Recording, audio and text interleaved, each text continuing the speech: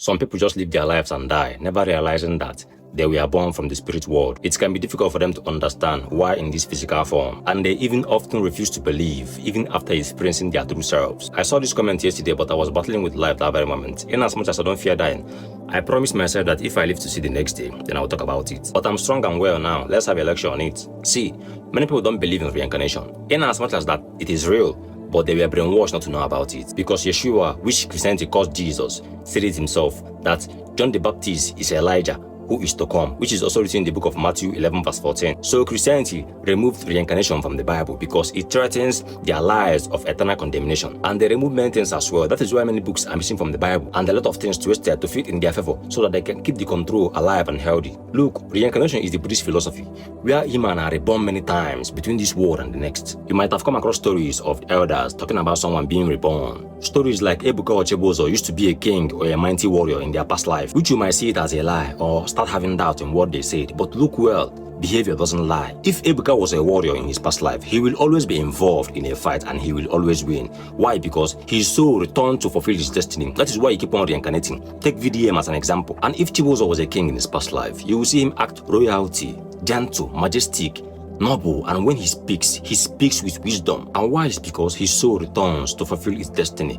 Or why do you think we have birthmarks in our body? Listen, people are reborn in different countries and eras as they accumulate experiences for growth, which these are the core principles and teachings of reincarnation, a cycle of perpetual rebirth. But when time comes for them to be reborn, they must forget everything they know to start their lives anew once again. And you might ask, why is it like that? Which is simple, that is the rule on earth. The whole challenges of being in human form is the key of remembering your spirit self. I know you think it's impossible and difficult at the same time, which I clearly understand because it's certainly difficult on earth as we know it, which is unfortunate because throughout life, people have been given different opportunities to remember their true selves and the spirit world. Just like when you start having those weird feelings that you have been here before, or you saw someone you think you actually know so well or feel connected to but you can't explain. And the more you try to remember, the more your thoughts disappear into the void, and that's deja vu. And since people are unable to remember, they find themselves in conflict over different philosophies and disagreements and harbor hate towards each other, unaware that they were once family and friends in their past lives. You see, it's such a pity. That is why spirituality is branded demonic by religion. Why? Is because it brings people together to their purpose, who they are and why they are here. But religion brought division, fear, control, confusion amongst people, which a lot of evidence are there. I mean, look at what is happening in the world today.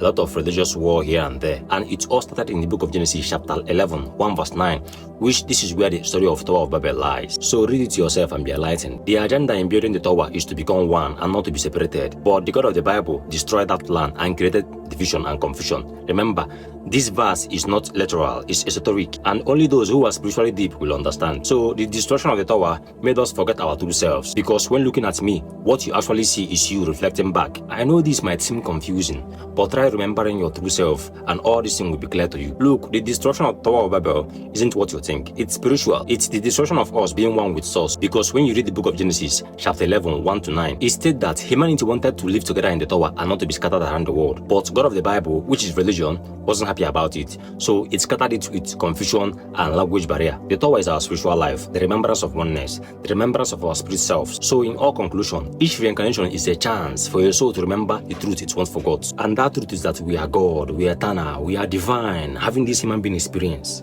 And when you die, you do not remember who you are and why you are here.